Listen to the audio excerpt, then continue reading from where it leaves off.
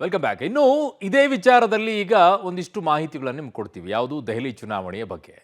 ಮತ್ತೆ ದೆಹಲಿಗೆ ಹೋಗಲೇಬೇಕು. ಯಾಕೆ ಅಂತಂದ್ರೆ ಎಕ್ಸಿಟ್ ಪೋಲ್ ಮತ್ತೊಂದು ಬಂದಿದೆ ಅಂತ ಈಗ.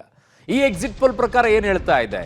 ಟುಡೇಸ್ ಚಾಣಕ್ಯ ಸರ್ವೆಯಲ್ಲೂ ಕೂಡ ಬಿಜೆಪಿಗೆ ದೆಹಲಿಯ ಗದ್ದುಗೆ ಅಂತ ಹೇಳ್ತಾ ಇದ್ದಾರೆ. ಬಿಜೆಪಿ 51 ಸ್ಥಾನ ಪಡ್ಕೊಳ್ಬಹುದು, ಆಮ್ ಆದ್ಮಿ ಪಕ್ಷ 19 ಸ್ಥಾನ ಪಡ್ಕೊಳ್ಬಹುದು ಅಂತಿದ್ದಾರೆ. ಬಹುತೇಕ ಎಕ್ಸಿಟ್ ಪೋಲ್ಗಳಲ್ಲೂ ಬಿಜೆಪಿಗೇನೆ ಬಹುಮತ ಕಾಣಿಸ್ತಾ ಇದೆ. ಟುಡೇಸ್ ಚಾಣಕ್ಯ ಸರ್ವೆಯಲ್ಲೂ ಬಿಜೆಪಿಗೇನೆ ದೆಹಲಿಯ ಗದ್ದುಗೆ ಅಂತ ಹೇಳ್ತಾ ಇದ್ದಾರೆ.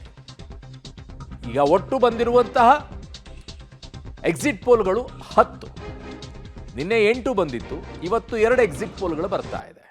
ಒಟ್ಟು 10 ಎಕ್ಸಿಟ್ ಪೋಲ್ಗಳಲ್ಲಿ 6ರಲ್ಲಿ ಬಿಜೆಪಿನೇ ಅಧಿಕಾರದ ಗದ್ದುಗೆಯನ್ನು ಹಿಡಿದುಕೊಳ್ಳುತ್ತೆ ಅನ್ನುವಂಥದ್ದು ಕಾಣಿಸಿಕೊಳ್ತಾ ಇದೆ ಎಕ್ಸಿಟ್ ಪೋಲ್ನಲ್ಲಿ. 3ರಲ್ಲಿ ಆಮ್ ಆದ್ಮಿ ಪಕ್ಷ ಅಧಿಕಾರದ ಗದ್ದುಗೆ ಹಿಡಿಯುತ್ತೆ ಅಂತ ಬರ್ತಾ ಇದೆ.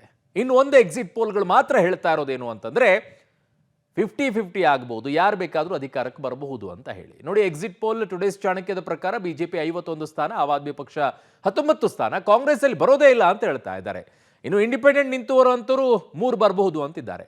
ಇಂಡಿಪೆಂಡೆಂಟಾ ಅಥವಾ ಬೇರೆ ಯಾವುದಾದ್ರು ಪಾರ್ಟಿಯಿಂದ ನಿಂತಿದ್ದಾರಾ, ಈ ಅದರ್ಸ್ ಅಂತ 3 ತೋರಿಸ್ತಾ ಇದ್ದಾರೆ. ಯಾರವರು ಅನ್ನುವಂಥದ್ದನ್ನು ಬಹಳ ಕುತೂಹಲದಿಂದ ನೋಡ್ತಾ ಇದ್ದಾರೆ.